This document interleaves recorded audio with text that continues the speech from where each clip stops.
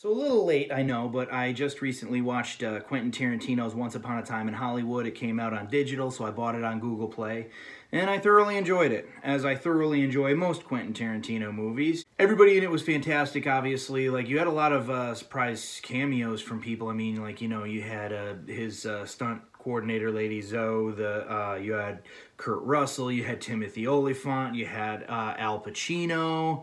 I'm probably leaving out some people. But it's set in the 1960s, in the year 1969, to be precise, and it goes along with like a couple different themes. You know, there's this character, what's his name? Dalton? Mr. Dalton? Rick Dalton? Something like that. He used to be in an old black and white Western that is obviously supposed to be reminiscent of something like Gunsmoke or something like that. And he basically cut the show short to start a career in film. And a lot of people are pissed off at him for having done that. He's got kind of a mythos about him after that. He almost gets a role in The Great Escape, but then it winds up going to Steve McQueen.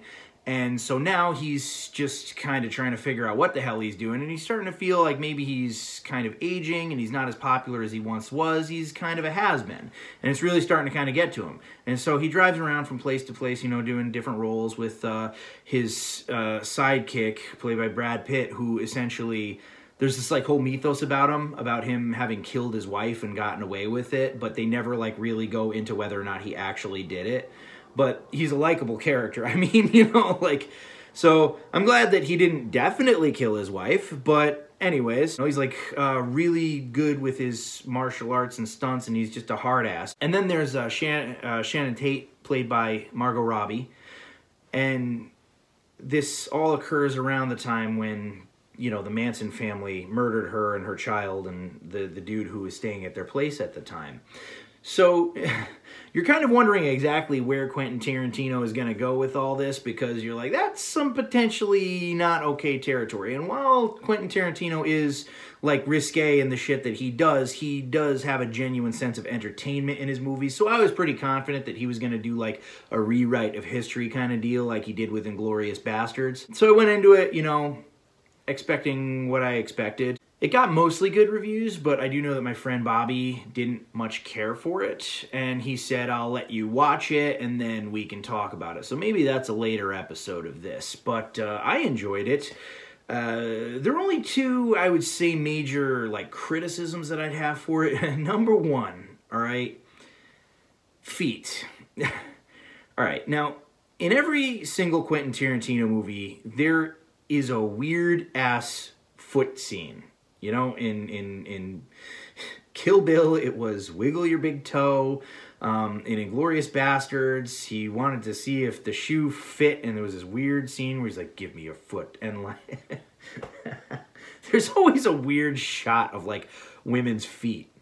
And, you know, hey, no judgment, man. I mean, if you're a foot guy, then you're a foot guy. Now, me personally, I will say, it's not that I'm a foot guy, but I do notice feet. And when a woman has a pair of feet that are good looking, then that's kind of attractive. It's not like, oh yeah, I want your feet on my dick. It's nothing like that. It's just, wow, you take really good care of yourself. But the big thing of what it is for me is when there's a foot that is just like really ugly, it bothers me. It's like something I can't get past, and it's a weird thing. But if there's like a really beautiful, I mean, I'm talking like stunning woman, but she's got weird ass rodent feet or something like that, I'm out. But anyways, there's some shit with like Margot Robbie's feet, like close-ups of it, and Margot Robbie's feet are, in my opinion, not that great. So Tarantino's weird. He just likes feet. He doesn't care. It doesn't matter. They could be weird-ass troll feet. It's fine. But there were a lot of foot shots in this movie, and it was kind of weird. Like, I mean, the whole time you're watching it, it's like you've seen enough Tarantino movies by this point that you're like, it's a Tarantino movie, there's going to be feet. But there's a lot of feet in this movie. And if this was the first Tarantino movie that you've ever seen, you might be like, dude, what is this guy's obsession? What is going on here? Anyways, I mean, that was one thing. There were also a lot of shots that were kind of similar of like a camera angle from the back of a car as it's driving. You know, there's one with Sharon Tate, sorry, and Roman Polanski driving, and there's like the identical shot of Leonardo DiCaprio and Brad Pitt driving like that. And I mean, I guess it was a little bit, it could be construed as redundant, but I actually liked that shot, and I thought it paired well with the music that they played in those scenes. So I wouldn't really complain about that. There's one thing, I'm not sure it's a complaint, because it was quite funny, but I really don't know where Tarantino was coming from, was the Bruce Lee part of the movie. Basically, Bruce Lee is in this one little part of the movie, and he's this pompous asshole. And Brad Pitt basically calls him out for being a faker because, you know, he's like, these hands are, you know, registered weapons, you know, and Brad Pitt is basically like, yeah, okay, you know, kind of a thing. So they challenge each other to a fight, and Bruce Lee comes at Brad Pitt, and Brad Pitt just freaking grabs him and throws him into a car, and just like, I mean, like literally throws him, and there's just like a huge human-sized dent in the side of the car. And then Kurt Russell, who's I don't know if he's the director or the producer, but he comes out, he's like, what the hell is this? And like, you know, his wife sees what they did to her car, and she's like, I want him out now, you know. So that it was really, really funny. And the guy who played Bruce Lee, apart from doing a great Bruce Lee impression, he was really funny at being a pompous asshole. The only thing that I don't understand is, like, did Quentin Tarantino think the Bruce Lee movies were overrated? Because he seemed to be more of like a Sonny Chiba guy, but like, did he not like Bruce Lee? Because I always thought that Bruce Lee was a pretty respectable dude. Because back in the day, his people were saying like, no, don't teach these Caucasian douchebags our craft. Like, this, you know, no, this is our stuff. And basically Bruce Lee was like, well, I'm gonna do it whether you guys want me to or not. And so they're like, all right, well, we'll fight you. And he said like, all right, then fight me. And so he fought and he won, and then he taught a bunch of Caucasians his craft. So I mean, he's pretty chill dude, you know, big part of American culture. And I don't get it. It just seems like Quentin Tarantino had a beef with him. Maybe it was all in good fun.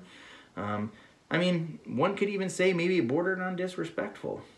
But, I mean, the thing with Tarantino is he just doesn't give a damn what people think. And especially in this day and age, you really got to respect that. Because there's a lot of people talking, you know, about Quentin Tarantino, about how he's a relic of the past and how maybe his time has come and gone. Maybe, and it's sort of like, no, you just don't like it when everything isn't like exactly perfectly PC. Quentin Tarantino's just an audacious dude, and if you like his art, then great, and if you don't, get the hell out.